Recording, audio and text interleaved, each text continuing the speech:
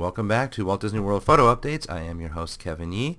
We're going to get started in the Magic Kingdom, where the Monsters Incorporated laugh floor has added this sign near the front entrance to kind of lure people to come over to their attraction. At the PeopleMover, they've got a robot statue that serves newspapers that's been missing for some time. The platform was previously not really covered by anything. Now they've put some planters there. They've also added more planters around the hub area, where they frequently do refresh of the plants, and these were recently replanted last weekend. At the Swiss Family Treehouse, you can see that they've been rebuilding the queue, it looks like, from scratch. The Sunshine Tree Terrace has this wonderful scrim, the painted scrim that they put across the top to hide the work that they're doing, and Disney World is famous for doing that, and rightfully so. I like that they even included the detail of a fake door here across the scrim. I wish they would go to the effort, however, of rehabbing the inside and adding back in the Sunshine Tree, hence the name of the location, and I know lots of fans would like the orange bird to come back. In Frontierland, here we have the pin trading shop. You can see over on the side a new display and something on the ground. This display, taking a closer look, has this icon. This is what we know to be for the Sorcerers in the Kingdom game. That's the Kim Possible type game coming to the Magic Kingdom soon. And in that display you'll see mention of Uncle Keppel. Keppel was Disney's grandfather. It's come to the point where every time I see a little bit of construction, just a tiny bit roped off like this, I'm starting to think there's Sorcerers in the Kingdom coming to that spot. This is in Liberty Square. This is a panorama, really a stitch of several photos of Fantasyland, from the Toontown Fair area to the Little Mermaid area over to Beauty and the Beast. And then in the front they've started construction for the Seven Dwarves Mine Coaster. Closer look at the Toontown Fair area, and you can see that the former tents here have started to lose their tent coverings. Sliding a little bit to the left, you see the work continuing on the outside of Mermaid, and a little bit down you can see some of the work for the coaster there. And then over to the left, and the distance there will be the Beast's Castle. Sliding back towards the middle so you can see just how deep this trench is they're building for the mine coaster, and I'm pulling back on the view a little bit so you can see there's quite a lot of space in here that they can work with for New Fantasyland. They've taken the trees down completely from behind these walls so you can see into Fantasyland a lot easier. And since I haven't been here in a while, I don't think I've noticed that the snow is here now near the Beast's Castle. They originally had lots of browns and greens on those rocks, like the rocks you see here for Mermaid. There's another view of the tents from Pinocchio Village House, and then out into the castle courtyard where they're doing more work behind those walls. I've been on the lookout for the Mickey pretzels. They've been talked about online for some time, and you see them here for sale in Frontierland. Most of the shops, most of the restaurants in Disney World still don't have them, even in the Magic Kingdom, but they're here for $4.50. And since we're looking at the dollars, let's look at the dining plan for the hot dog cart, which is nearby. I recently talked about this with the turkey legs. Here they are. Hot dogs are $5 and not $10 like the turkey legs, so the turkey legs are seen as a better deal. And indeed the turkey legs have longer lines these days.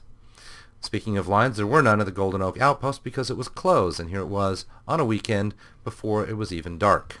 What could be up is they've changed their menu. They now have chicken breast nuggets and French fries rather than the more elaborate menu that had flatbreads. Perhaps they didn't sell very well.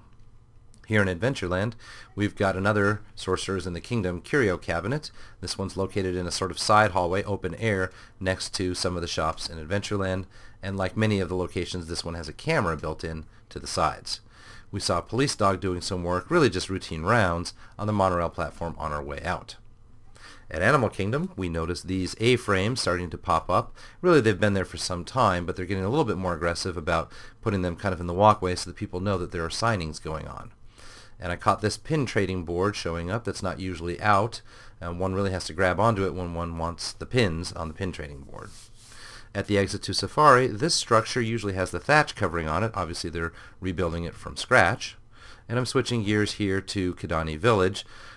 There's nothing new happening here. You can always have seen this since Kidani Village opened up, but it's always irked me that the parking structure here, while it's great to have it covered, looks so utilitarian and non-Disney. They try to theme it a little bit with the Timon elevator coming up here on the side, but it doesn't help.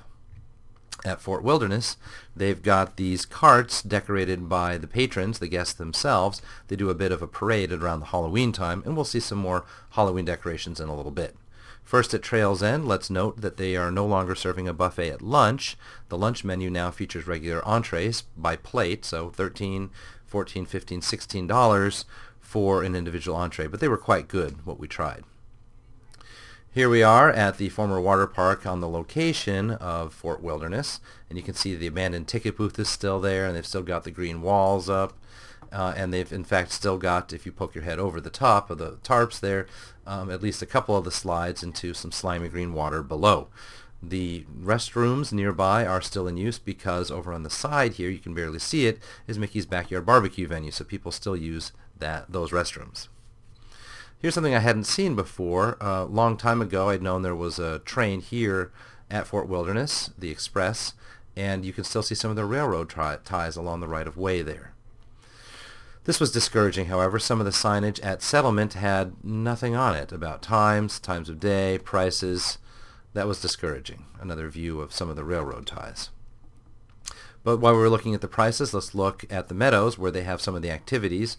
Still very affordable. Kayak, $11 for an hour. Same thing with the canoe. Bike, $18 all day. They have fishing available, and even archery on some of those days. Not every day, though. We finished the day at the campfire sing-along, where they had the pumpkins, because this is the Halloween season, and let people carve their own, and they did some judging. This little snake down here won. And Chip and Dale came out as usual, though this time they were dressed up as Dracula and a pirate. And they had their usual sing-along first, and then they had the movie in the background. What was new for me, since I hadn't been here in about a year, was that the fire pits used to have kind of a fence, a wooden fencing around them, and that's all gone now, so it's kind of more opened up. Back at the Magic Kingdom, here is a soft-serve ice cream location in Tomorrowland, selling a ceramic mug for $6. And we picked up some of the new Disney dollars. These are just $1 bills, not $10 or $5 bills. Apparently Disney had some problem with counterfeiting, so they've outfitted these new bills with some higher technologies. And it's another way of celebrating the movie, something they had done previously with their Disney dollars. That does it for another week of our updates. We will catch you next time.